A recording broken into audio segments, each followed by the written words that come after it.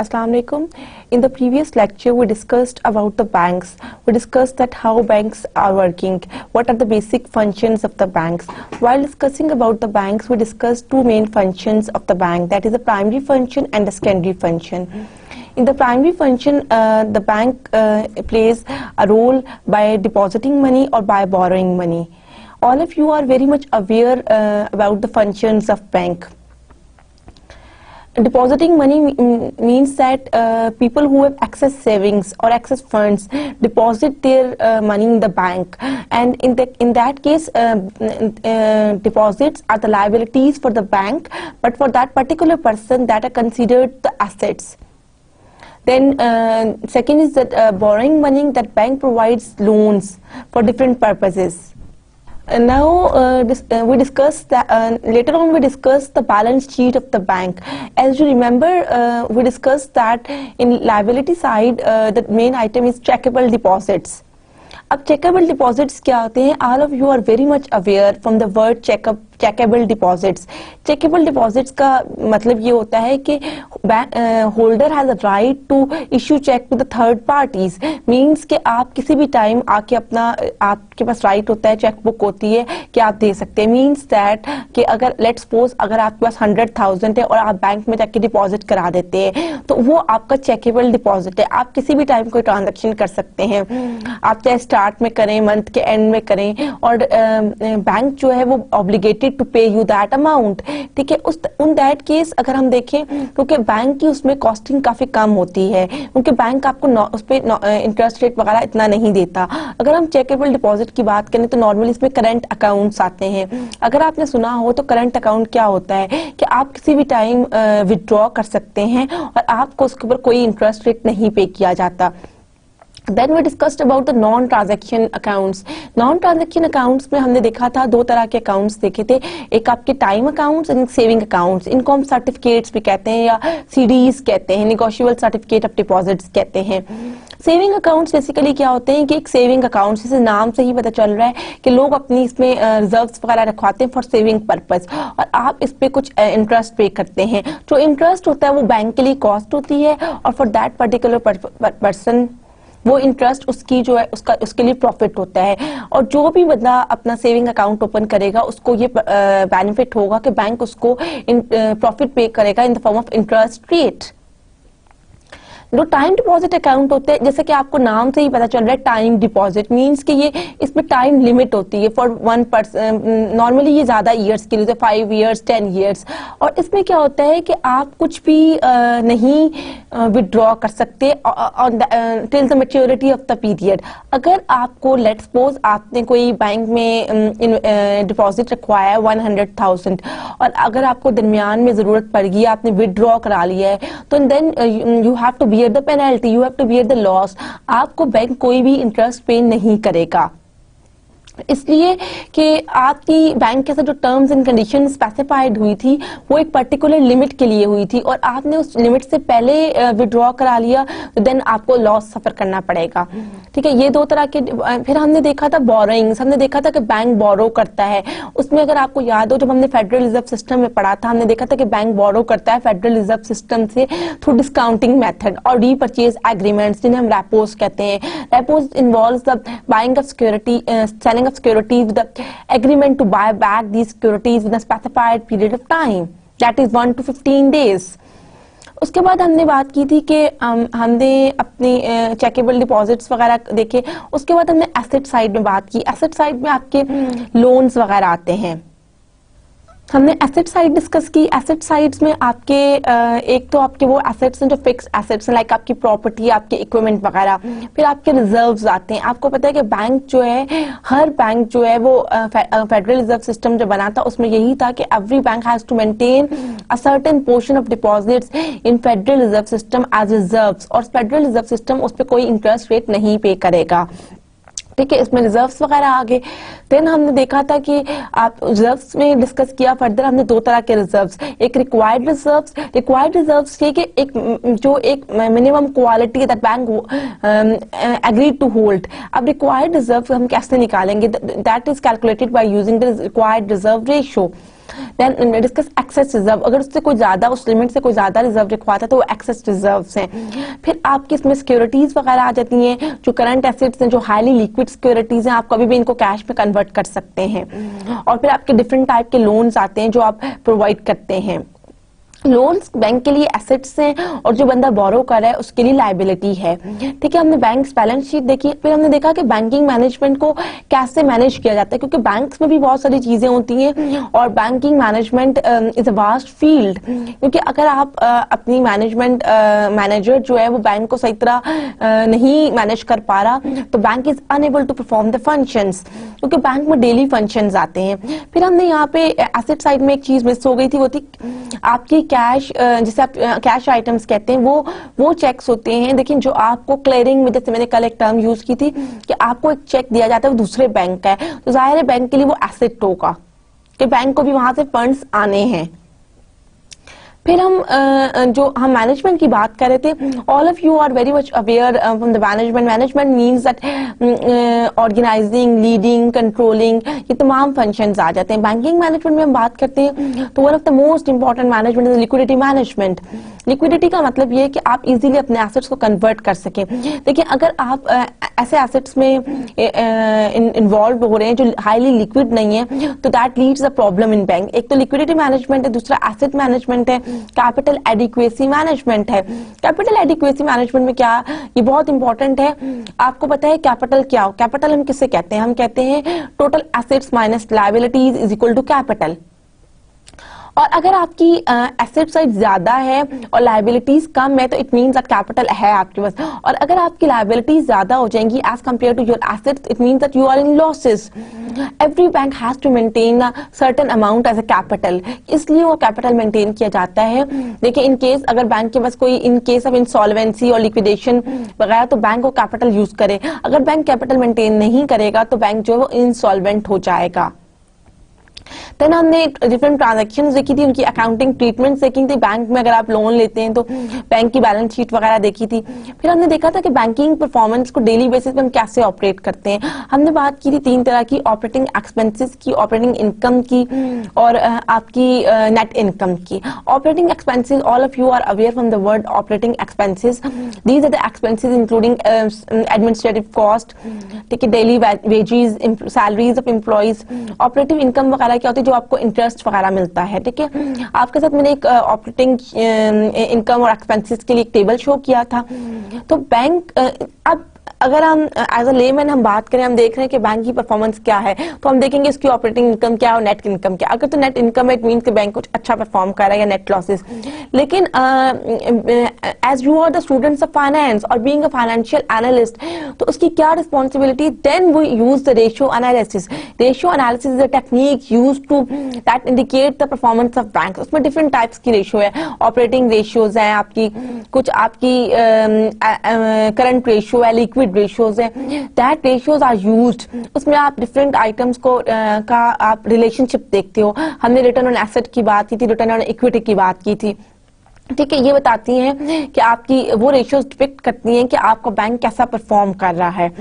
ठीक है, ये था, ये सारा फंक्शन हमने देखा था बैंक्स के अंदर। और सबसे जो इम्पोर्टेंट उसमें जो प्रीवियस लेक्चर में जो चीज हमने देखी थी, हमने ये देखा था कि बैंक्स जो हैं नॉर्मली वो एक ही तरह परफॉर्म करते हैं, जो एक बैंक का है वही होगा। हो सकता है उनका स्टाइल ऑफ मैनेजमेंट थोड़ा डिफरेंट जरूर हो according to the that particular culture और सर्कमस्टांसेस, लेकिन बैंक के जो फंक्शन है that remains constant. Today we are going to discuss another interesting topic, that is banking industry structure and competition. ठीक है, इस हम देखेंगे कि बैंकिंग इंडस्ट्री क्या है, और क्योंकि हमने कल जनरलाइज्ड बैंक की बात की थी, आज भी हम जनरलाइज्ड बात करेंगे। देखिए जो बैंक्स अमेरिका में हैं, जो बैंक्स यूरोप में हैं, पाकिस्तान में, तमाम फंक्शंस तो एक ही तरह दे परफॉर्म करें। लेकिन क्योंकि आप देखिए अमेरिकन नेशन की बात करें तो उनके बैंक्स जो है वो हाईली डेवलप्ड हैं, क्योंकि वो बहुत ज्यादा, अगर आप किसी भी बैंक की बात करें तो यूएस बैंक्स जो है normally top of the banks, क्योंकि उनके फंक्शंस जो हैं वो बहुत ज्यादा स्ट्रीमलाइंड हुए हैं, उनकी मैनेजमेंट बहुत ज्यादा अच्छी है। तो हम देखेंगे आज ओवरऑल जो है बैंकिंग इंडस्ट्री क्या है, उसका स्ट्रक्चर क्या है। ठीक है, आप देखिए अगर हम बात करें पाकिस्तान में तो banking operations, before starting this मैं आपको बैंकिंग ऑपरेशंस बता दूं। बैंकिंग ऑपरेशंस बेसिकली है क्या, that is every bank has to perform function that to acquire use the funds. देखिए अगर बैंक के पास फंड्स आएंगे तो बैंक अपना फंक्शन परफॉर्म करेगा ना, क्योंकि जो बेसिक फंक्शन है वो वही है। लेकिन देखिए अगर बैंक्स वेल रिप्यूटेड नहीं होंगे, अच्छे नहीं होंगे, या उनकी परफॉर्मेंस इतनी अच्छी नहीं होगी तो लोगों को उनके ऊपर ट्रस्ट नहीं होगा, जो जितने भी आपके कस्टमर्स वगैरह वो नहीं आएंगे। अब अगर हम अमेरिकन की बात करें, अमेरिकन नेशन के इस टाइम मोर देन 7,000 बैंक्स हैं that are performing outstanding.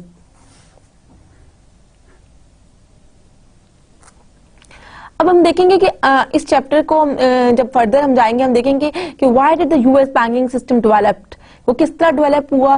Does this mean there is some more competition. हम देखेंगे कि यूएस बैंकिंग सिस्टम की ऐसे क्या फंक्शंस हैं या क्या ऐसी चीजें हैं जो उसकी परफॉर्मेंस को और ज्यादा अच्छा बना रही हैं। हम देखेंगे कि इस चैप्टर में कि पहले हम सबसे, क्योंकि हमने बात की यूएस सिस्टम बहुत अच्छा परफॉर्म कर रहा है, तो हम देखेंगे we begin by examining the historical development of the banking system both in the US and abroad. हम देखेंगे कि यूएस में बैंकिंग सिस्टम की हिस्टोरिकल पर्सपेक्टिव से बात करेंगे कि यूएस में बैंकिंग सिस्टम कैसे डेवलप्ड हुआ है, उसके पीछे किस तरह ओरिजिनेट हुआ, क्या एकदम से इतना मतलब इतना मैनेज सिस्टम बन गया या उसके पीछे कुछ चीजें हैं, वो देखेंगे। Then we examine the role of financial innovation and its impact on competition. फिर हम देखेंगे फाइनेंशियल इनोवेशन का क्या रोल है। जो मेन टॉपिक्स हैं वो है historical development of the banking system, financial innovation and the growth of the shadow banking system. Today we discussed only 2 topics. इस चैप्टर में तो बहुत सारे टॉपिक्स हैं, लेकिन आज हम ये कवर करेंगे जो रेस्ट ऑफ द टॉपिक है, that is the structure of the US commercial banking, bank consolidation and nation wide banking, separation of banking and other financial service industries. ये हम लेटर ऑन देखेंगे। आज क्योंकि इसमें कुछ ऐसी टर्म्स वगैरह हैं तो मैंने इसको 2 पार्ट्स में डिफाइन किया कि आज एक पार्ट हम देख लेंगे और इन द नेक्स्ट लेक्चर हम रिमेनिंग पोर्शंस को कवर करेंगे। अब हम स्टार्ट करते हैं historical development of the banking industry. देखिए हिस्टोरिकल डेवलपमेंट क्या किसे कहते हैं। हिस्टोरिकल डेवलपमेंट का मतलब है कि बैंकिंग इंडस्ट्री यूएस में एवॉल्व कैसे हुई। इसमें हम नॉर्मली यूएस की बात करेंगे क्योंकि यूएस में जो है वर्ल्ड्स लीडिंग बैंक्स हैं, जो यूएस बैंक्स हैं वो सबसे ज्यादा अच्छी परफॉर्मेंस दे रहे हैं, क्योंकि आपको पता है कि यूएस जो है वो डोमिनेंट मार्केट थी 1980s तक, उसके बैंक्स वगैरह वेल एस्टेब्लिश्ड हैं। यूएस में जो बैंकिंग सिस्टम स्टार्ट हुआ था वो स्टार्ट हुआ था कि जब bank of America first time जो है that was started in Philadelphia in 1792। That leads to the historical development of the bank। ये एक ऐसा बैंक था जो चार्टर्ड हुआ था फिलाडेल्फिया में। उसके बाद क्या हुआ कि क्योंकि बैंक जो है वो ऑलरेडी नॉर्थ अमेरिका का बैंक था, जो that was chartered in Philadelphia in 1792। यानी 1792 के बाद से अमेरिकन बैंकिंग जो इंडस्ट्री है उसमें बहुत सारी चेंजिंग्स आई, क्योंकि इस बैंक ने बहुत अच्छा काम किया। तो लेटर ऑन बैंकिंग इंडस्ट्री जो अमेरिका की है वो with the passage of time grow करती गई। ठीक है, उसके बाद जब 1792 में फिलाडेल्फिया में ये बैंक चार्टर्ड हो गया तो मेन जो इशू था वो कंट्रोवर्सीज ये थी कि बैंक्स को क्या फेडरल गवर्नमेंट देखेगी या स्टेट देखेगी, कौन उनको चार्टर्ड करेगा। तो इस टाइम में बहुत सारी डिफरेंट लोगों की डिफरेंट व्यूज थे। उसमें एक इकोनॉमिस्ट जो अलेक्जेंडर हैमिल्टन है उसका ये कहना था कि उसने कहा कि सेंट्रलाइज्ड बैंकिंग सिस्टम होना चाहिए। There is a view of, उसकी जो रिसर्च थी वो ये थी कि सेंट्रलाइज्ड बैंकिंग सिस्टम होना चाहिए। उसकी एफर्ट से 1971 में एक नया बैंक बना अमेरिका में जिसके अंदर जो ड्यूअल रोल प्ले करा था, जो गवर्नमेंट बैंक भी था और प्राइवेट बैंक भी था। That basic function is to transfer the amount of money, transferability of the funds. ठीक है, अब उसमें क्योंकि बहुत this bank has a dual element both private and a central bank and that has responsibility for the amount of money and credit supplied in the economy as a whole। लेकिन later on ये 1971 में एक नया bank तो बन गया, लेकिन जो वहाँ के लोग थे वहाँ पे बहुत ज्यादा डिस्ट्रस्ट था, लोग हर किसी का अपना व्यू था, लोग नहीं चाहते थे। फिर ये बैंक जो है इन दैट केस इस सारी क्योंकि डिस्ट्रस्ट की वजह से इस बैंक का चार्टर जो है रिन्यू नहीं हुआ।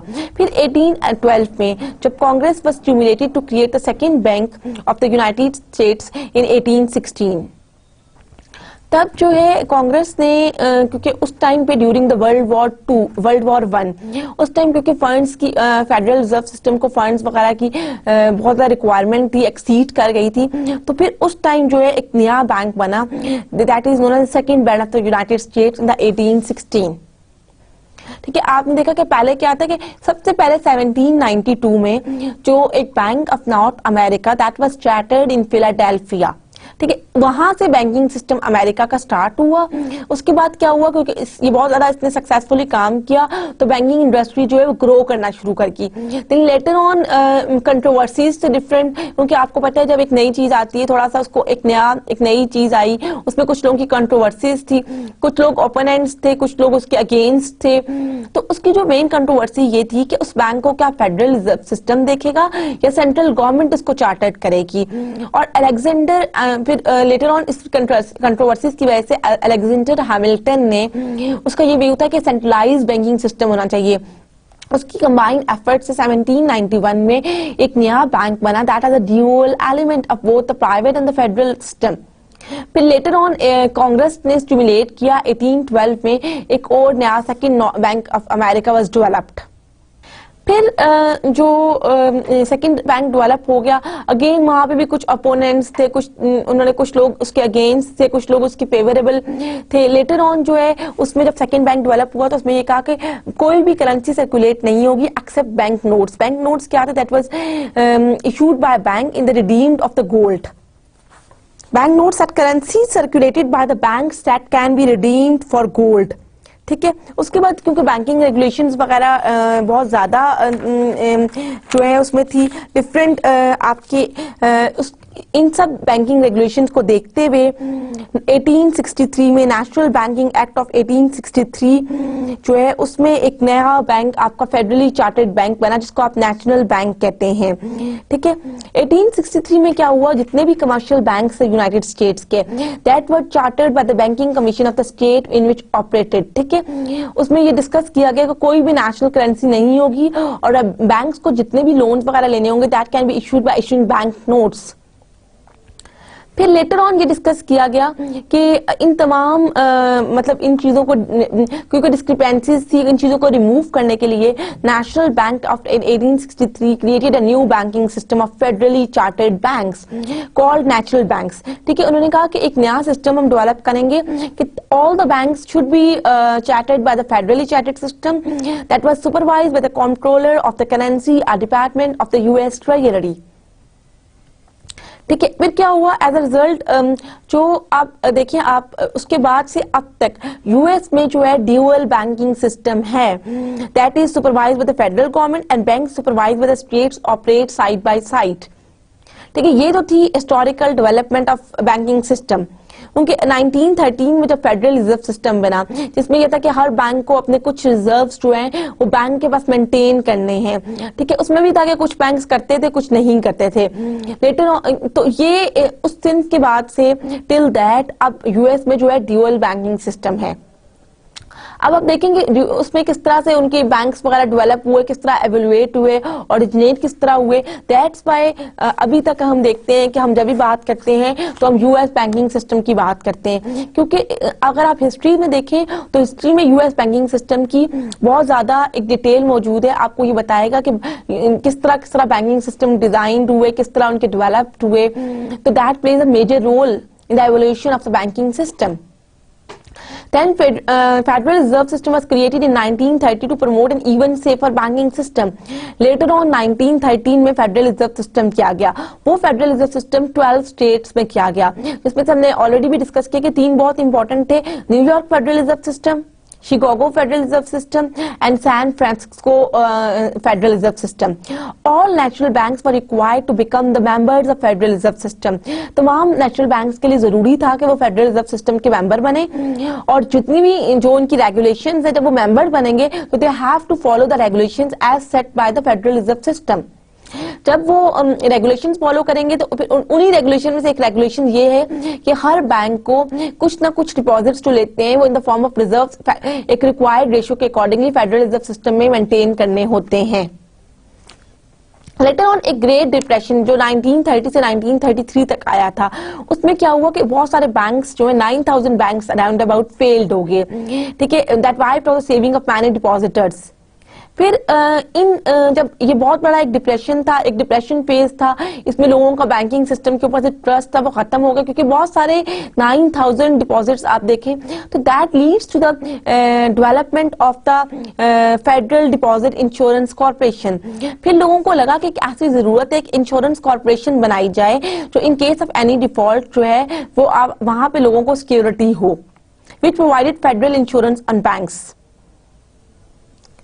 देन अब जो आपके साथ मैंने दिखाया नेक्स्ट स्लाइड में आपको एक टाइमलाइन दिखाई गई है, important dates in the history of US banking prior to world war.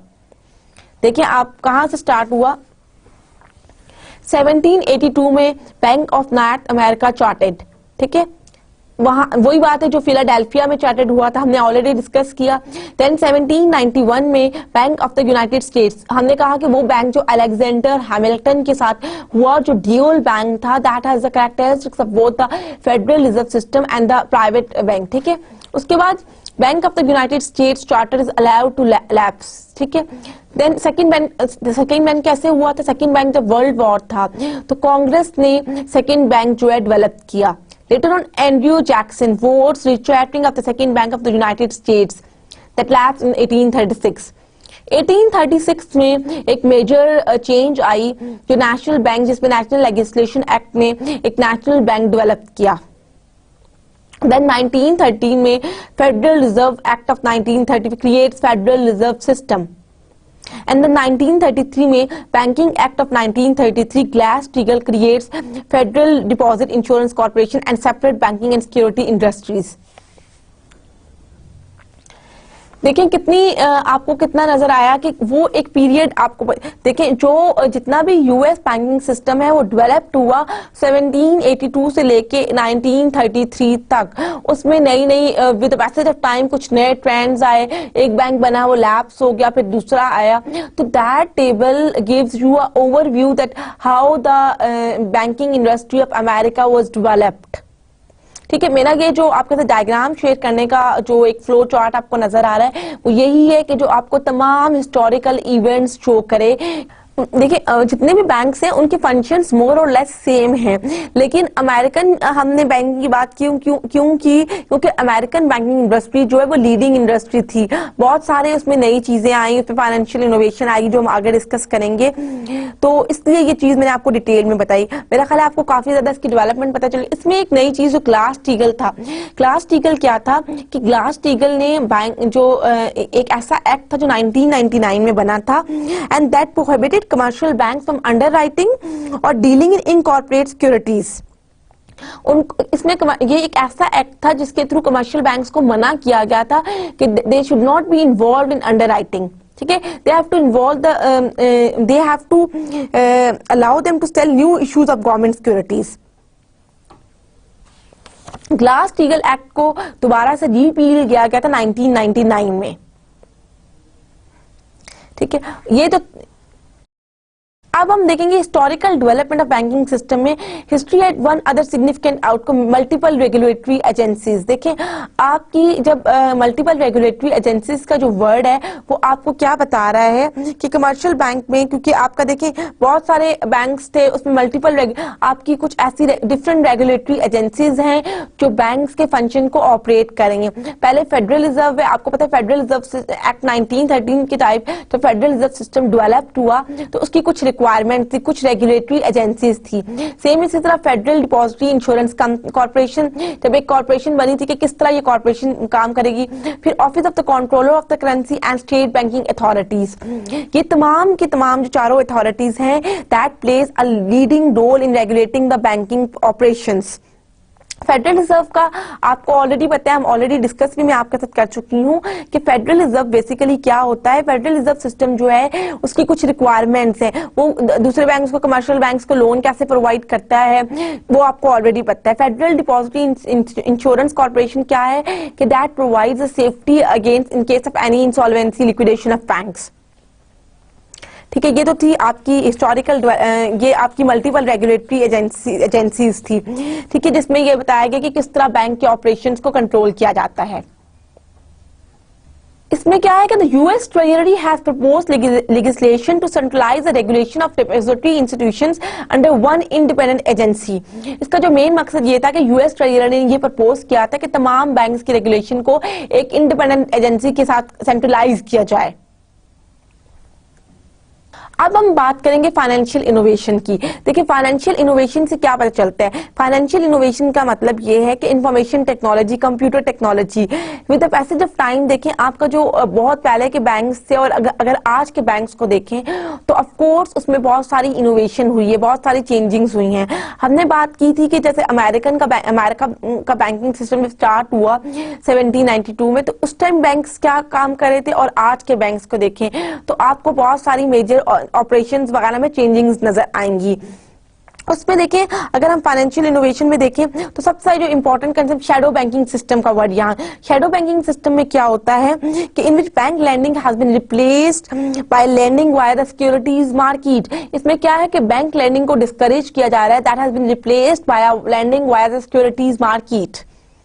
अब हम देखते हैं कि मैं आपके साथ ये फर्दर डिस्कस करूंगी कि बैंक शैडो बैंकिंग सिस्टम का काम क्या है। सबसे पहले हम देखेंगे कि आप फाइनेंशियल इनोवेशन की बात मैं आपके साथ करी थी कि बैंकिंग इंस्टीट्यूशंस जो है, आप सबको पता है, that are considered the most important financial institution the US economy and in the recent years traditional banking business of making loans that are funded by deposits have been decline. ठीक है, उसमें अब with the passage of time जो financial instruments थे, जो payment systems थे, उसमें बहुत ज्यादा चेंजिंग्स आई, बहुत सारी एडवांसमेंट्स हुई। देखिए, पहले आप फाइनेंशियल, आपको पता है कि अगर आपने कोई भी चेक वगैरह लेना था या अमाउंट चाहिए थी तो you have to visit the bank. लेकिन with the passage of time देखें कस्टमर डीलिंग जो है बैंक में कम होती चली गई, क्योंकि कुछ ऐसे इंस्ट्रूमेंट्स डेवलप हो गए, कुछ ऐसे फाइनेंशियल प्रोडक्ट्स डेवलप हो गए that enhance the banking system, that enhances the performance of the banking system. उन चेंजेस में जो बेसिकली क्या थी, एक तो इनोवेशन इन टेक्नोलॉजी, कि आपकी टेक्नोलॉजिकल इनोवेशंस थी, रिस्क ट्रांसफर, आपका रिस्क जो है वो कम हो गया, ट्रांसफर हो गया, क्रेडिट एंड इक्विटी जनरेशन, आपकी credit and equity generation mean के आप देखिए पहले ये होता था कि आपको जब क्रेडिट वगैरह के लोन्स लेना होता था तो उसकी बहुत सारी टर्म्स एंड कंडीशंस थी। अब आया क्रेडिट कार्ड जो है, आपको easy availability of the credit है, मतलब उसमें आपको बहुत सारी वो सिस्टम में और बहुत सारी कुछ ऐसे हर्डल्स वगैरह थे, वो सारे के सारे रिड्यूस होते चले गए। तो इस सिस्टम ने क्या किया, that increase the available credit for the borrowers and given banks new and less costly way to raise equity capital। देखिए, दोनों साइड से बैंक ने, ये सिर्फ कस्टमर साइड से नहीं, बैंक को इटसेल्फ जो है, देखिए उसकी बैंक डीलिंग कम होगी, उसकी कॉस्ट ऑफ ट्रांजैक्शन कम होगी, तो दोनों तरफ से बैंकिंग परफॉर्मेंस जो है, जब वो ऑफ कोर्स बैंक का जो बेसिक पर्पस है वो कस्टमर्स को सर्व करना है, तो जब बैंक अपना परफॉर्मेंस अच्छा करेगा उसकी कस्टमर सेटिस्फेक्शन भी है और बैंक की अपनी जो कॉस्ट है वो भी कम हो रही है, प्रॉफिट इंक्रीज हो रहे हैं। इट मीन्स कि बैंक का जो इक्विटी कैपिटल है वो भी इंक्रीज हो रहा है। अब देखिए, आपने ग्लोबल क्रेडिट क्रंच जो 2008 में आया था, जिसमें बहुत ज्यादा इनोवेटिव प्रोडक्ट्स थे सच एज एक्सोटिक आर्म्स से एडजस्टेबल रेट्स की बात की, एडजस्टेबल रेट ऑफ मॉर्गेजेस की। They will always be needful for careful scrutiny of innovative financial products and their risks. देखिए, आपको पता है कि जब भी कोई चीज आती है तो that has advantages and disadvantages. आपने फाइनेंशियल इनोवेशन की बात की कि फाइनेंशियल इनोवेशन बहुत सारे बेनिफिट्स लेके आई, लेकिन साथ साथ हम उसके डिसएडवांटेजेस भी देखेंगे। आपको याद होगा कि क्रेडिट क्रंच जो आपका था वो किस तरह 2008 में आया था, जिसमें आपके बहुत सारे जो ऐसे फाइनेंशियल प्रोडक्ट्स स्टार्ट हो रहे थे जो नए थे, जो इनोवेटिव फाइनेंशियल प्रोडक्ट्स थे, और उसमें किस तरह आप लोगों को सफर करना पड़ा, किस तरह आपको रिस्क बेयर करना पड़ा। अब लेटर ऑन हम बात करेंगे कि बहुत सारे बिजनेस में जो रिप्लेस किया गया शैडो बैंकिंग सिस्टम में। शैडो बैंकिंग सिस्टम में आपको ऑलरेडी बता सकती हूँ, in which bank lending has been replaced by the lending by the securities market. यानी कि देखिए, आपकी बैंक लैंडिंग को रिड्यूस किया जा रहा है और प्रमोट किया जा रहा है lending by the securities market. देखिए, फाइनेंशियल इंटरमीडियरीज जो हैं वो involve in facilitating the creation of credit across the global financial system but whose members are not subject to regulatory oversight. Banking system जो shadow banking system है that refers to unregulated activities by regulated institutions. देखिए हैं तो वो institution regulated, मतलब जो activity itself है वो अनरेगुलेटेड एक्टिविटी है।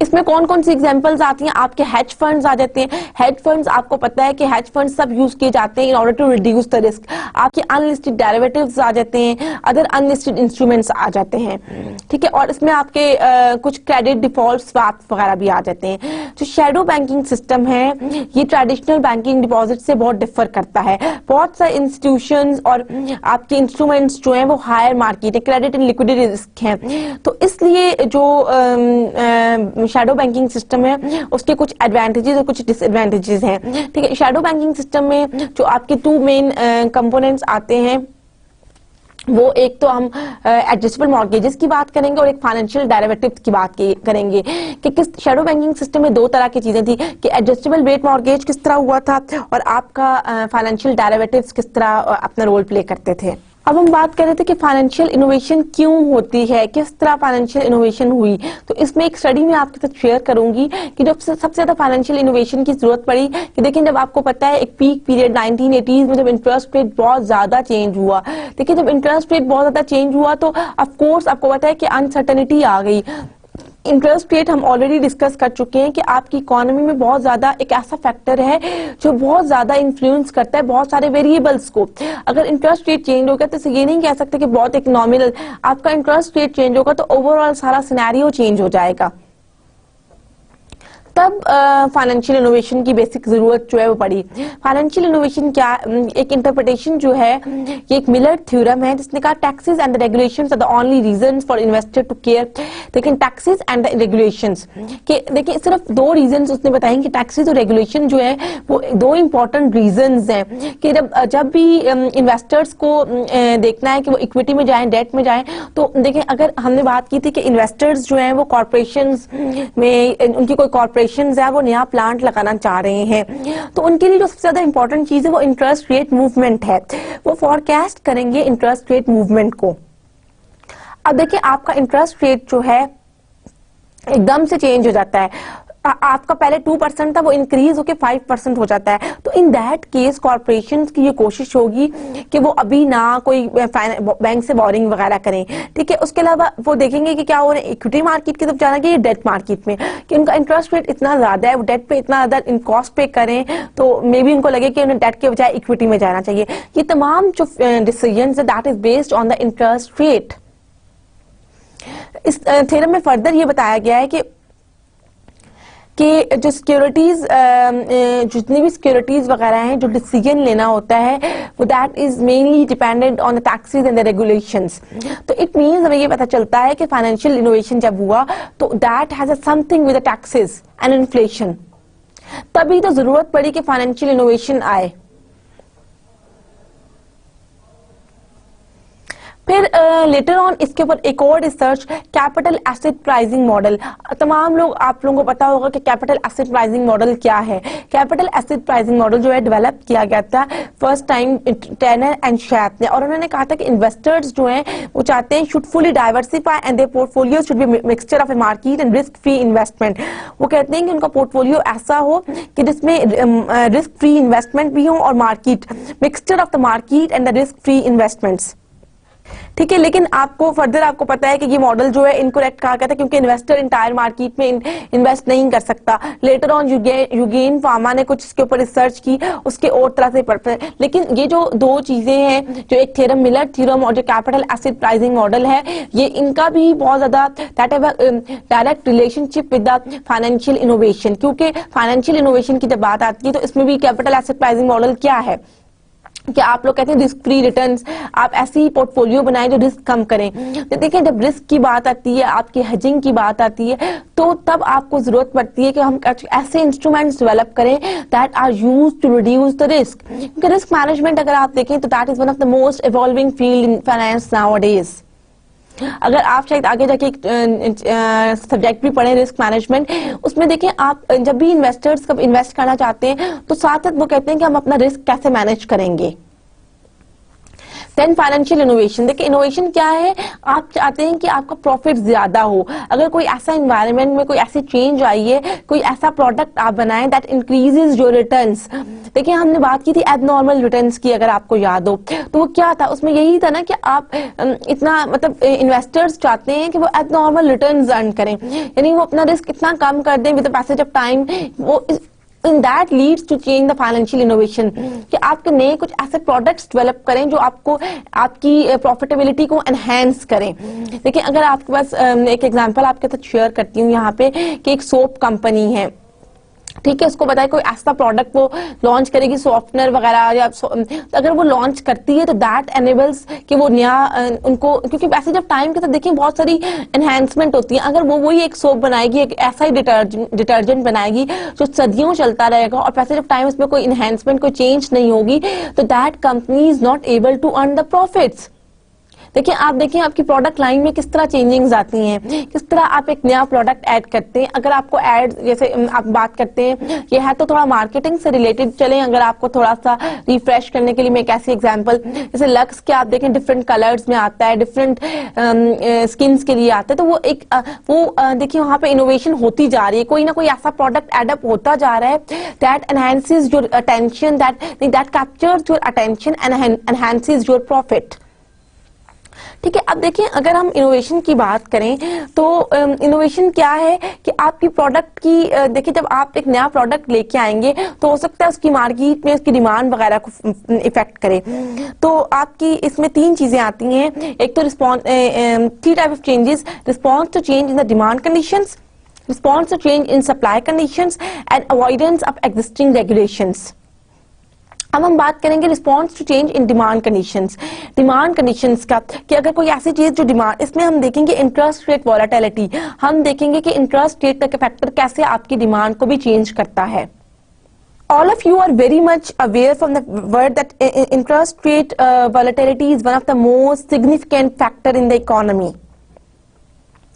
अगर हम इंटरेस्ट रेट की बात करें तो इंटरेस्ट रेट जो है बहुत ज्यादा चेंज होता रहा, आपको याद है इंटरेस्ट रेट 1980s में बहुत चेंज हो गया। अगर हम इसकी 3-4 मूवमेंट्स आपके साथ शेयर करती हूँ, 1950s में जो इंटरेस्ट रेट था 3 मंथ टी बिल्स पे वो फ्लक्चुएट कर रहा था बिटवीन 1 and 3.5%।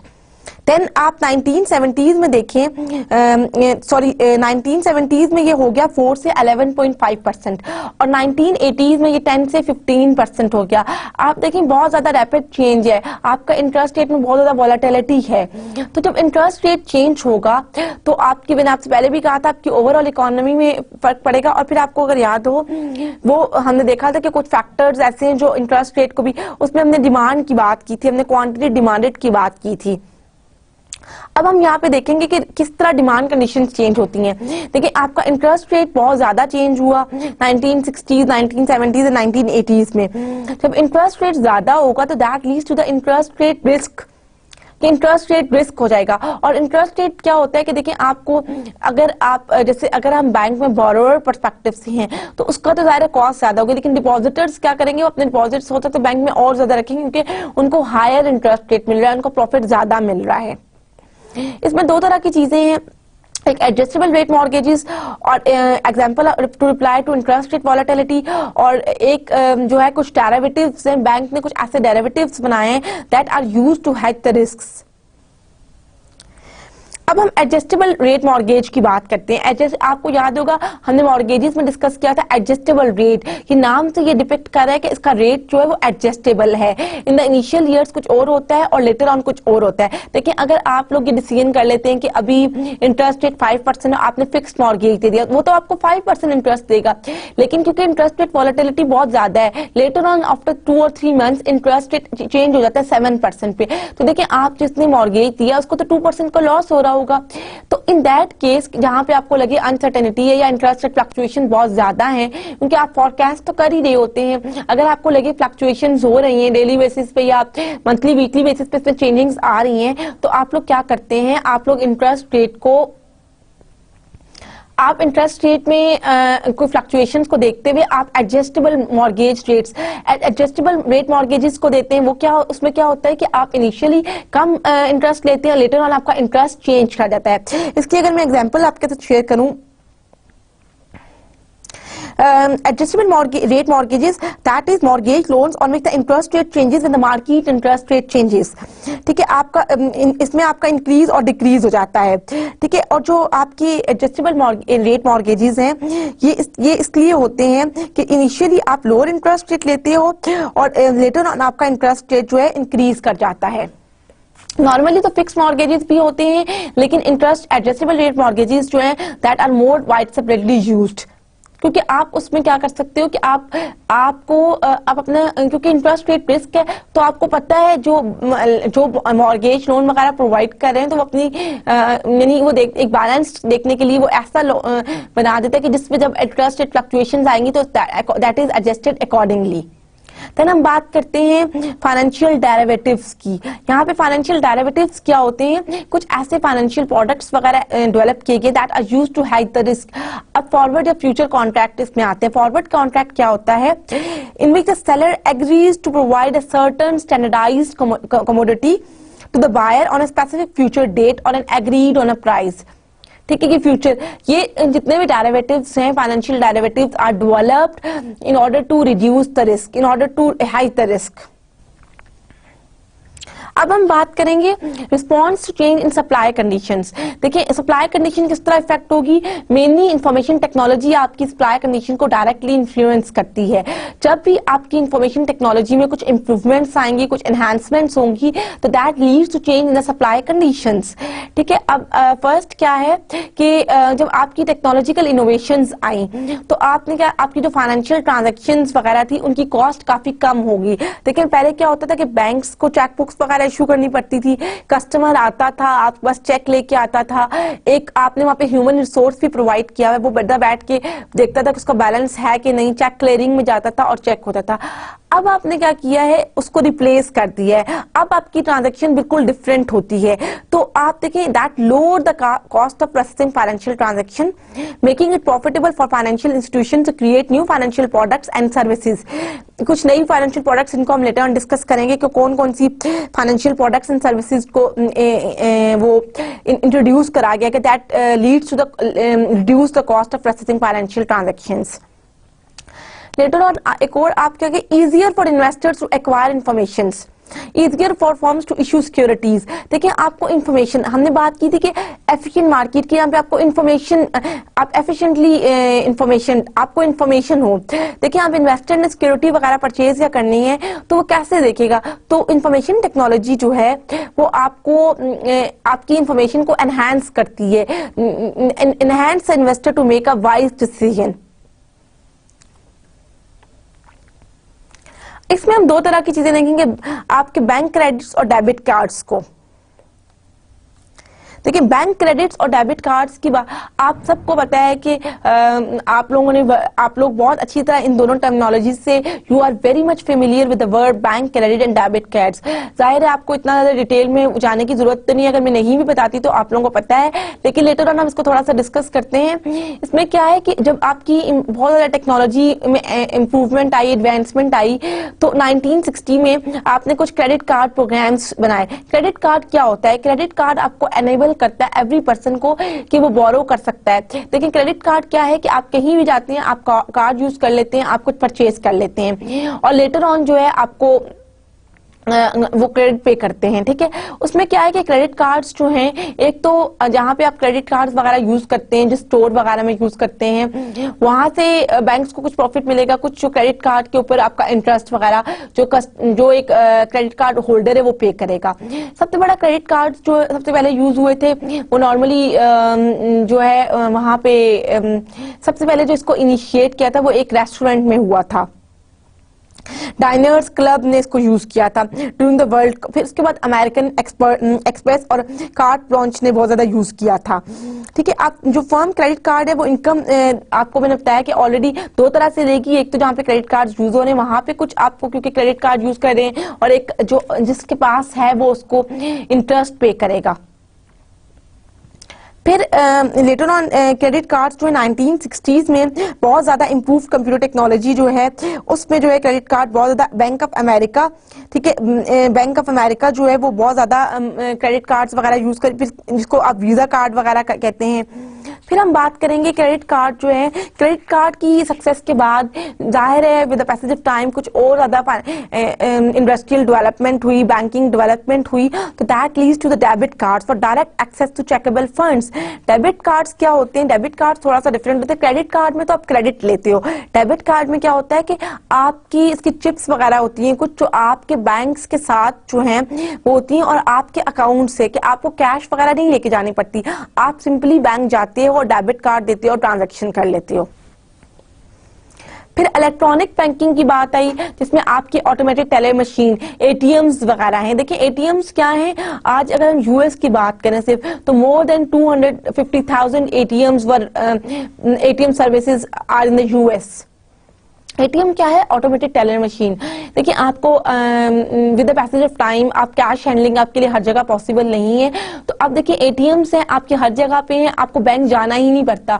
इसमें देखिए बैंक की भी ट्रांजैक्शन कॉस्ट कम हो रही है और आपकी कस्टमर कन्वीनियंस भी बहुत ज्यादा इंक्रीज हो रही है। पहले कस्टमर को बैंक जाना पड़ता था, बैलेंस पूछना पड़ता था, टाइम, अब ये कि उसको अकॉर्डिंग टू द हर टाइम, क्योंकि बैंक में कुछ रिस्ट्रिक्शंस थी कि इस टाइम तक, अब एटीएम्स जो है विद इन 24 आवर्स आप जब चाहे 24/7 वीक आप जाके ले सकते हैं। आपको cash easy accessibility to your account. उसमें क्या है कि ऑटोमेटिक टेलर मशीन्स जो है the internet telephone technology to provide complete service, कि एक ऐसी टेक्नोलॉजी में टेलीफोन और टेक्नोलॉजी और इंटरनेट टेक्नोलॉजी को कंबाइन किया गया है, that is providing your complete service. उसके बाद आप होम बैंकिंग की बात है। होम बैंकिंग एक और ज्यादा एडवांसमेंट है बैंकिंग सिस्टम में। होम बैंकिंग बहुत ज्यादा एडवांसमेंट है बैंकिंग सिस्टम की। होम बैंकिंग क्या होती है? बेसिकली होम बैंकिंग जो है वो ये होता है कि आपके बैंक के सिस्टम के साथ कस्टमर के उसको मिला दिया जाता है, ऐसे कि वो होम बैंकिंग, कस्टमर जो है वो घर बैठा बैठा बैंकिंग सर्विसेज को ले सकता है, उसमें भी बैंक की ट्रांजैक्शन कम हो रही है। देन वर्चुअल बैंक्स थे, वर्चुअल बैंक्स वो बैंक्स हैं जिनकी फिजिकल कोई लोकेशन नहीं है और ये साइबर पास इंटरनेट पे हैं, और दैट प्लेज इसमें एक बैंक ऑफ एटलांटा था जिसने फर्स्ट टाइम स्टार्ट किया था, जिसको later on bank of Canada ने टेकअप कर लिया था। फिर आप देखें इलेक्ट्रॉनिक पेमेंट्स वगैरह, अब आपकी जितनी भी पेमेंट्स होती हैं आपकी ई पेमेंट्स होती हैं। ई पेमेंट्स में आप बिल्स वगैरह भी पे कर सकते हैं, आपको कहीं जाने की जरूरत नहीं है। आपकी जितनी भी आपने कोई चेकेबल डिपॉजिट्स वगैरह हैं, आपने फंड ट्रांसफर करने हैं, तमाम सर्विसेज आपको ई पेमेंट में मिल जाती हैं। अब हम यहाँ पे मैं आपके साथ एक दो केस स्टडी डिस्कस करती हूँ कि वो पहला केस तो ये है, will clicks dominate BRICS in the banking industry. अब क्लिक्स क्या है और ब्रिक्स क्या है, हम इसको देखते हैं कि with the passage of time virtual bank को यहाँ पे क्लिक्स कहा गया है। With the advent of virtual bank के लिए जो वर्ड यूज हुआ है क्लिक्स हुआ है, and the convenience they provide. A key question is whether they will become the primary form in which banks do their business, eliminating the need for the physical bank branches bricks. देखिए जब आपके virtual banks जिनको हम clicks कह रहे हैं, जब वो बहुत ज्यादा डेवलप होना शुरू हुए, तो क्वेश्चन ये है कि क्या जो आपके फिजिकल बैंक्स हैं जिनको ब्रिक्स कहा गया है, क्या उनकी जरूरत है कि नहीं। क्लिक्स का मतलब क्या है? वर्चुअल। आप माउस पे क्लिक करते हैं तो इसको इसलिए इसका नाम क्लिक कहा गया है। और ब्रिक क्योंकि आप कहते हैं इनको ब्रिक्स है कि ब्रिक एक फिजिकल लोकेशन का बैंक है। तो अब क्वेश्चन ये हुआ कि अमेरिका ने जब वर्चुअल बैंक्स बहुत ज्यादा आए तो अमेरिकन इसके ऊपर एक केस स्टडी दी गई, बड़ी अच्छी वॉल स्ट्रीट जर्नल पे है और बड़ी इंटरेस्टिंग ये केस स्टडी है कि क्या अब इकोनॉमिस्ट ने कहा कि क्या हमें फिजिकल लोकेशन बैंक्स की जरूरत है। देखिए अगर फिजिकली बैंक्स बनते तो बैंक्स की कॉस्ट बहुत ज्यादा इंक्रीज हो जाती है। आप देखें बिल्डिंग लेंगे, आपको वहां पे स्टाफ रखना पड़ेगा, ह्यूमन रिसोर्स वगैरह। तो अब हम फर्दर देखते हैं, the answer seems to be no, क्योंकि interest only bank such as Wingspan owned by Bank One, first e Dublin based banks and egg a British internet banks have had disappointing revenue growth and profits. अब उसमें कहा कि नहीं, क्यों? क्योंकि बहुत सारे ऐसे बैंक्स हैं, इंटरेस्ट बैंक्स, जिनकी रेवेन्यू ग्रोथ बहुत ज्यादा कम थी। ठीक है। तो इसका मतलब है कि with the passage of virtual banks हम ये नहीं कह सकते कि फिजिकल बैंक्स की जरूरत जो है वो खत्म हो गई है। ठीक है, मैंने आपके साथ 3 बैंक शेयर किए, एक विंगस्पैन बैंक, एक फर्स्ट ई एंड एक Egg bank. The result is that pure online banking has not been the success that propellants has hoped for. ठीक है, इसका मतलब ये है कि इंटरनेट बैंकिंग जो है बहुत ज्यादा सक्सेसफुल नहीं, उसमें कुछ डिसअपॉइंटमेंट्स हैं। ठीक है, there are several strikes against internet banking. First, bank depositors want to know that their savings are secure. सबसे पहले क्या है कि आपको बैंक डिपॉजिटर्स को बहुत एक ज्यादा अनसिक्योरिटी, क्या उनके जो डिपॉजिट्स हैं वो सिक्योर भी हैं, क्योंकि कोई फिजिकल लोकेशन नहीं है तो आप एक्सेस कैसे करेंगे। They are reluctant to put their saving in the deposit accounts that are online. Second, customers worry about the security of the online transaction. अब देखिए, कोई ऑनलाइन ट्रांजेक्शन किए तो आपको नहीं पता कि जहां आपने ट्रांजेक्शन की वो होगी है कि नहीं होगी है। वहां पे भी कस्टमर्स जो है वो बहुत ज्यादा अनसिक्योर फील कर रहे थे।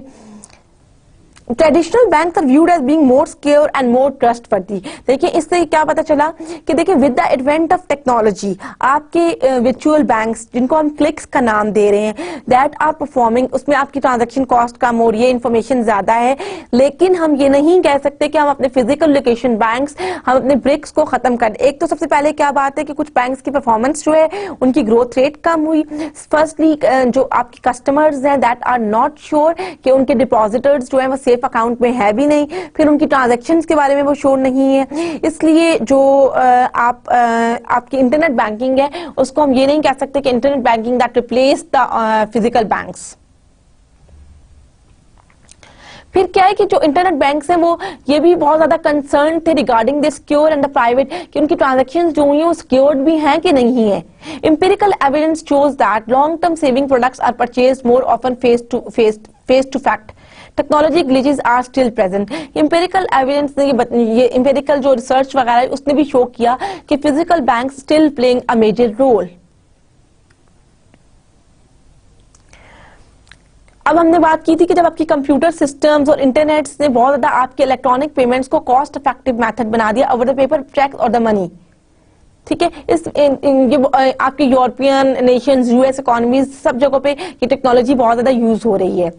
अब यहाँ पे मैं आपसे दोबारा एक चीज है, why are Scandinavians so far ahead of American with e money. ये भी एक केस स्टडी है आपकी बुक में, फ्रेडरिक मिश्किन की बुक में। अगर आप पेज नंबर देखें, अभी मुझे याद नहीं है, पेज नंबर 462, वहां पे आप देखेंगे, वहां पे ये केस स्टडी बताई गई है, उसमें भी यही है। The US writes close to 100 billion checks at the most non-cash transaction involve paper. In Europe, however, 2/3 of non-cash transactions are electronic. अब इसमें अमेरिका का और यूरोप का बताया गया है। ठीक है, अमेरिका में क्या है कि आपके 100 बिलियन चेक्स जो हैं वो होते हैं, जो and most non cash transactions involve paper. लेकिन यूरोप में क्या है कि 2/3, मोर देन 75% ट्रांजैक्शंस जो है वो इलेक्ट्रॉनिक हैं। क्यों? Europeans have been using giro payments for decades. ठीक है, एक तो ये, और Scandinavians are much bigger users of mobile technology and the internet. उसमें क्या है कि एक तो ऑफ कोर्स यूरोप में अगर 2/3 75% लोग जो हैं वो इलेक्ट्रॉनिक पेमेंट्स करें तो इट मीन्स कि वहां पे टेक्नोलॉजी इम्पैक्ट बहुत ज्यादा है, वहां पे मोबाइल यूजर्स, वहां पे टेक्नोलॉजी यूजर्स ज्यादा हैं। ठीक है, इससे ही पता चला कि जो अमेरिका जो कॉन्टिन्यू पेपर है वो कॉस्टली है। ठीक है, आप देखें, क्योंकि आपको जब मैंने वही बात आपसे पहले भी बताई थी कि जब आपको चेक्स वगैरह लेना पड़ेगा, आपको बैंक्स विजिट करना पड़ेगा, तो that involves a cost more than as compare to the electronic payments.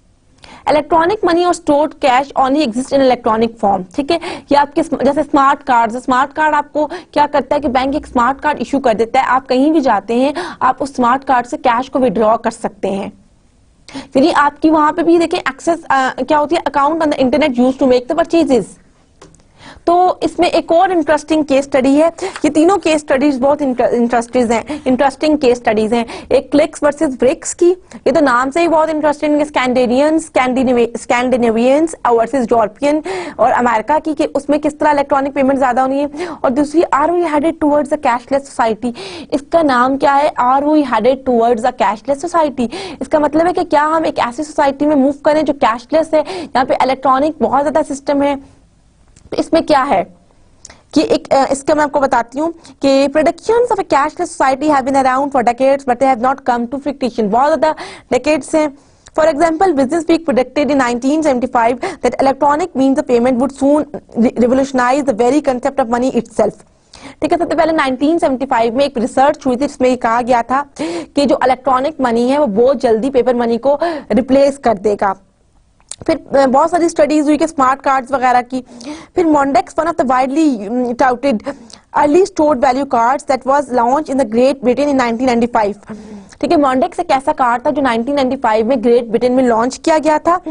In Germany and Belgium million peoples carry bank cards with computer chips. फिर अगर बेल्जियम और जर्मनी की बात करें तो वहां भी बहुत सारे पीपल जो है वो इलेक्ट्रॉनिक मनी यूज कर रहे हैं. Electronic money can be more convenient, more efficient than a payment system based on paper. Several factors work against the disappearance of the paper system. क्या? First, it is very expensive to set up the computer, card reader and telecommunication network necessary to make electronic money. हम क्यों नहीं देखें, हर जगह आपको जैसे developing countries में वहां पे अभी हर जगह पे कंप्यूटर्स वगैरह का इतना ज्यादा यूज नहीं है. ऑल्दो बहुत ज्यादा है लेकिन फिर भी वहां पे आपकी कॉस्ट बहुत ज्यादा इंक्रीज कर जाती है कि आप हर जगह कार्ड रीडर्स लगाएं, टेलीकम्युनिकेशन नेटवर्क्स लगाएं. Second, electronic mean of payment ये सिक्योरिटी एंड प्राइवेसी कंसर्न्स. क्या आपके कुछ सिक्योरिटी इश्यूज होते हैं, इसलिए लोग जो है अभी तक स्टिल पेपर मनी, इसलिए अभी तक हम जो है ये नहीं कह सकते कि पेपर मनी को पूरी तरह रेवोल्यूशनाइज कर दी. ऑल्दो बहुत ज्यादा कम हो गई लेकिन still paper money is present.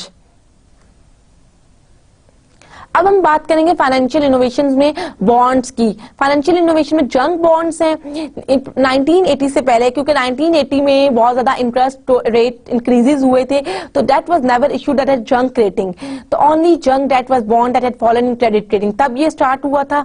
Michael Milken of textile Burnham assisted firms in issuing original issue junk debt and almost single handedly created the market. Junk bonds क्या है? That are risky investments but have speculative appeal but they offer. क्योंकि ये risky तो बहुत ज्यादा है. हम बात करते हैं रिस्क और रिटर्न की. हम ऑलरेडी डिस्कस कर चुके हैं कि risk and return have the positive relationship. क्योंकि जब आपकी रिस्की है तो इट मींस वो आपको यील्ड भी ज्यादा देगा. Same in the case of junk bond, higher the risk higher is the return. Junk bonds क्योंकि रिस्की इन्वेस्टमेंट है इसलिए यील्ड्स भी ज्यादा है as compare to safer bonds. Companies that issue junk bonds typically have less than stellar credit ratings and investors demand these higher yields as compensation for the risk in investing them. Commercial paper market आप लोगों ने already पढ़ा होगा. हमने जब money market को discuss किया था कि commercial papers are the unsecured promissory notes. ये एक शॉर्ट टर्म फाइनेंसिंग नीड्स को फुलफिल करने के लिए कमर्शियल पेपर्स इशू होता है. ये एक मनी मार्केट इंस्ट्रूमेंट है. Commercial market already unsecured debt issued by corporation with short original maturity. उसके बाद आपने एक और चीज देखी थी कि जो कमर्शियल पेपर है that is a very poor active secondary market क्योंकि ये अनसिक्योर्ड है. Except one type, that is asset backed commercial papers that plays a major role in crisis of the 2007 to 2009.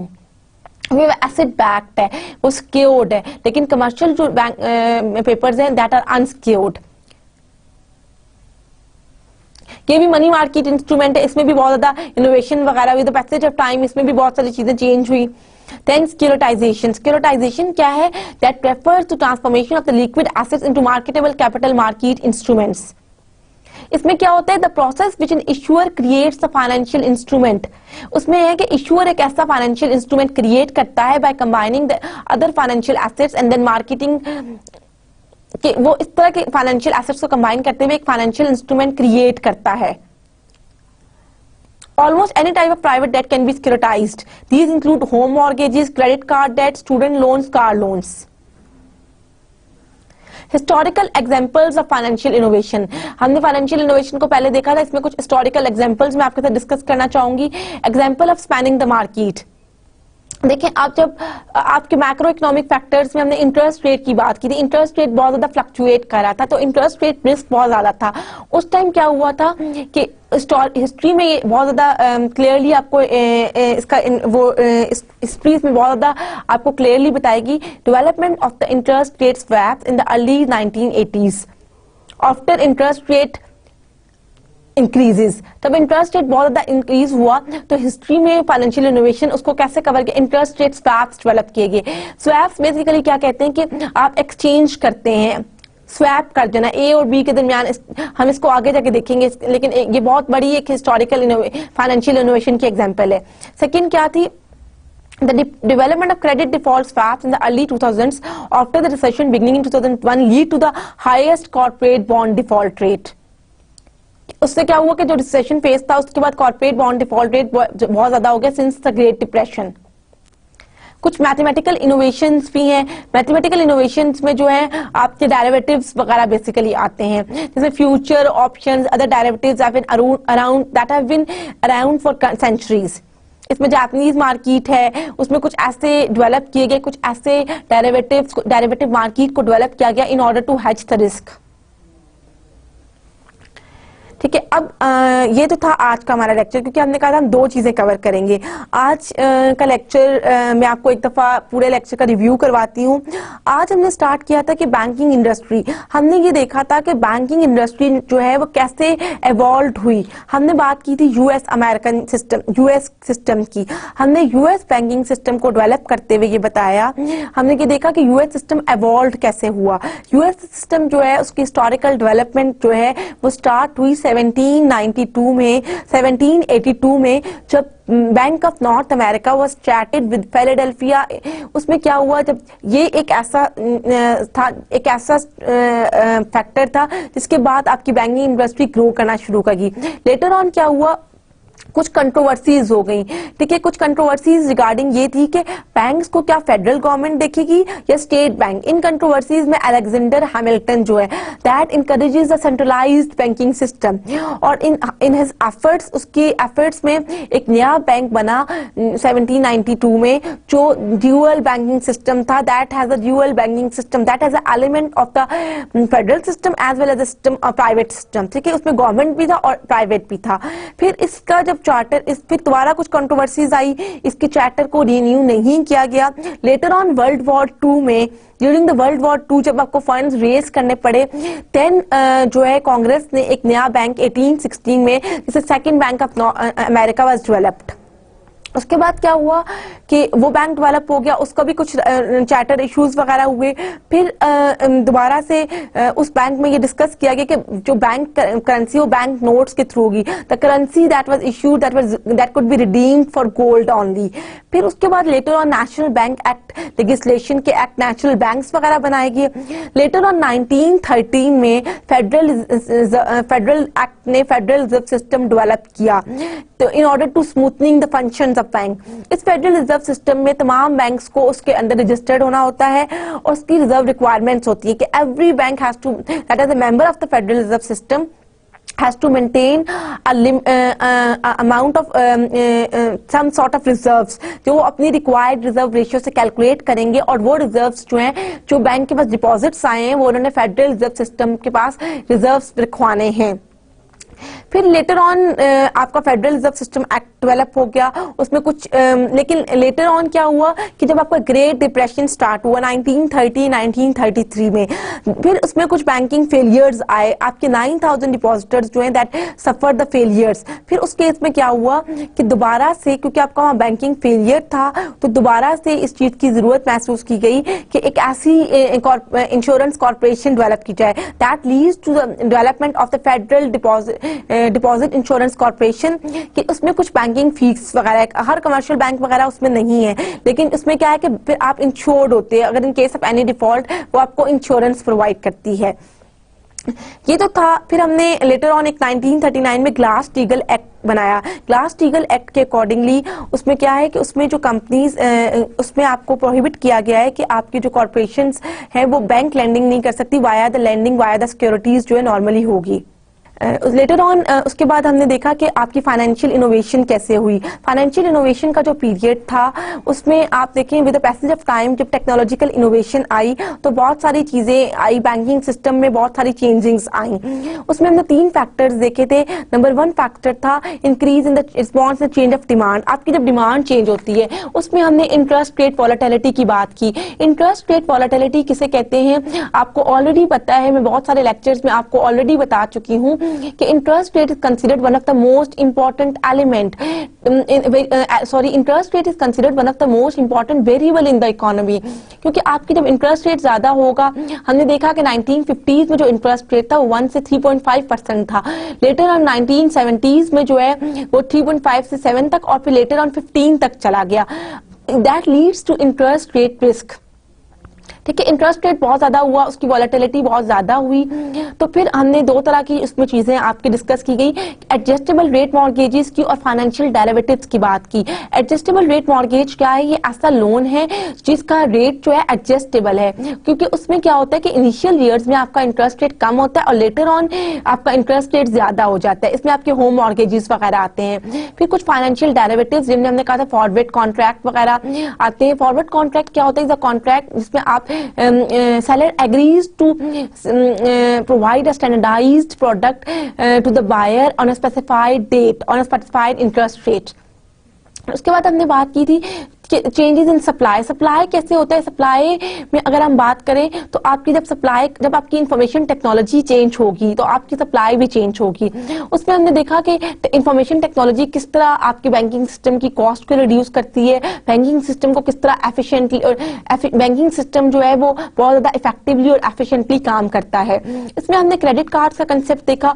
आप लोगों को बहुत अच्छी तरह पता है कि क्रेडिट कार्ड्स किस तरह आए, किस तरह डेवलप हुए, बैंक ऑफ अमेरिका ने डेवलप किए।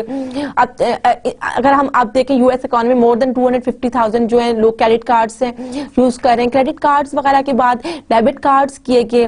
डेबिट कार्ड्स में क्या होता है कि आपके अकाउंट होल्डर के साथ उसको किया जाता है और वो उस क्रेडिट कार्ड आपको बोरो करता है, डेबिट कार्ड आपके अकाउंट से रिडक्शन होती है। फिर कुछ स्मार्ट कार्ड्स वगैरह है जिसमें इलेक्ट्रॉनिक पेमेंट्स की बात है। उसमें क्या होता है कि आप सिर्फ कैश विड्रॉ करा सकते हैं। फिर उसके बाद हमने देखा कि इलेक्ट्रॉनिक पेमेंट्स जो हैं वो किस तरह से आपको घर बैठे बैठे सर्विसेज प्रोवाइड करती हैं। मतलब आप नॉर्मली ई पेमेंट से ऑनलाइन बैंकिंग वगैरह भी देख सकते हैं। फिर हमने बात की थी ऑटोमेटेड टेलर मशीन्स की, एटीएम्स, जिसमें आप अपने कैश विड्रॉ करा सकते हैं, आप अपने फंड्स ट्रांसफर कर सकते हैं, आप अपनी फंड्स पोजीशन वगैरह जो भी देखना चाहें वो आप देख सकते हैं। एटीएम्स वगैरह, क्रेडिट कार्ड्स, डेबिट कार्ड्स, ये वो चीजें हैं जो फाइनेंशियल प्रोडक्ट्स हैं जो फाइनेंशियल इनोवेशन के साथ आई और दैट आर मोस्टली यूज्ड, और आजकल इनका यूज बहुत ज्यादा हो गया इलेक्ट्रॉनिक पेमेंट्स का। फिर हमने 3 तरह के केस स्टडीज मैंने आपके साथ दिखे। एक तो बहुत इंपॉर्टेंट था जिसमें हमने वर्चुअल बैंकिंग की बात की थी। वर्चुअल बैंकिंग क्या होती है? ऑनलाइन बैंकिंग, घर बैठे बैठे, इसकी कोई फिजिकल लोकेशन नहीं है। मैंने आपसे डिस्कस किया था वर्चुअल बैंकिंग को क्लिक्स के नाम से और फिजिकल बैंक्स को ब्रिक्स के नाम। हमने कहा कि क्या वर्चुअल बैंक्स जो है वो फिजिकल बैंक्स को खत्म कर दे, तो उसमें हमने उसके जो रिजल्ट, उसके आउटकम्स थे वो नहीं थे, क्योंकि वर्चुअल बैंक्स में एक तो डिपॉजिटर्स जो है वो अनसिक्योर होते हैं कि उनकी सेविंग्स वगैरह कहाँ डिपॉजिट हो रही है, और दूसरा क्या होता है कि आपकी ट्रांजैक्शन के बारे में आपको सिक्योरिटी वगैरह नहीं होती है। ठीक है, उसके बाद हम और दूसरा क्या वर्चुअल बैंक्स वगैरह की अगर बात करें तो उसमें लोगों का ट्रस्ट वगैरह नहीं है। फिर हमने बात की थी कि अगर हम देखें बहुत ज्यादा स्कैंडिनेवियन कंट्रीज में बहुत ज्यादा इलेक्ट्रॉनिक पेमेंट हो रही है। उसकी रीजन क्या है कि वहाँ पे बहुत ज्यादा लोग इंफॉर्मेशन टेक्नोलॉजी और कंप्यूटर वगैरह यूज कर रहे हैं। अगर हम अमेरिका की बात करें तो अमेरिका में भी कुछ पेपर मनी वगैरह यूज हो रही है, लेकिन यूरोप में more than 75% transaction are done electronically. Then हमने डिस्कस किया था कि एक और केस स्टडी, लास्ट में जो केस स्टडी था वो क्या था कि are we moving towards the cashless society. तो हम ऐसा नहीं कह सकते, हम ये नहीं कह, क्योंकि अभी भी डेवलपिंग कंट्रीज में अगर हम कैशलेस सोसाइटी की तरफ जाते हैं तो आपको जरूरत है बहुत ज्यादा सिस्टम्स लगाएं, आप टेलीकम्युनिकेशन नेटवर्क लगाएं, तो हो सकता है डेवलपिंग कंट्रीज उस फेज में ना हो। ठीक है, उसके बाद हमने एक और कंसेप्ट देखा था शैडो बैंकिंग सिस्टम का। शैडो बैंकिंग सिस्टम में क्या होता है कि इसमें आप बैंकिंग लैंडिंग वाया बैंक के बजाय आप लैंडिंग वाया सिक्योरिटी मार्केट्स करते हैं, उसको भी देखा था हमने। फिर हमने कुछ डिमांड एंड सप्लाई फोर्सेस देखी थी। ये था हमारा आज का लेक्चर। हम इन द नेक्स्ट लेक्चर हम इसी को कंटिन्यू करेंगे। बैंकिंग इंडस्ट्री में कुछ और चीजें हम देखेंगे कि फाइनेंशियल इनोवेशंस के लिए कौन से सिस्टम्स बनाए गए, उनको कौन सा हम लेटर ऑन जो हमारे टॉपिक्स नेक्स्ट में होंगे, नेक्स्ट में मनी मार्केट फ्यूचर फंड्स को देखेंगे। Last before ending the lecture हमने जो आज एक कोर्स भी स्टार्ट की थी, हमने जब बात की थी कि कैशलेस सोसाइटी में हमने वहाँ पे जंक बॉन्ड्स की बात की थी, हमने वहाँ पे कमर्शियल पेपर्स की बात की थी और सिक्योरिटाइजेशन की, जो फाइनेंशियल इनोवेशन के साथ इनमें भी बहुत ज्यादा एडवांसमेंट और एनहांसमेंट आई है। जंक बॉन्ड जो है वो रिस्की इन्वेस्टमेंट्स होती है लेकिन that leads to the higher yields. ठीक है, that is all about today's lecture. If you have any query, आप कुछ भी आपने पूछना हो आप पूछ सकते हैं, और इंशाल्लाह हम नेक्स्ट लेक्चर में भी इसका रिमेनिंग पोर्शन कवर करेंगे। अगर अभी आप पूछना चाहते हैं इस लेक्चर के बारे में या प्रीवियस कोई भी लेक्चर, अगर आपको कोई क्वेश्चन है तो you are more than welcome, और you can also contact me via email. Thank you so much.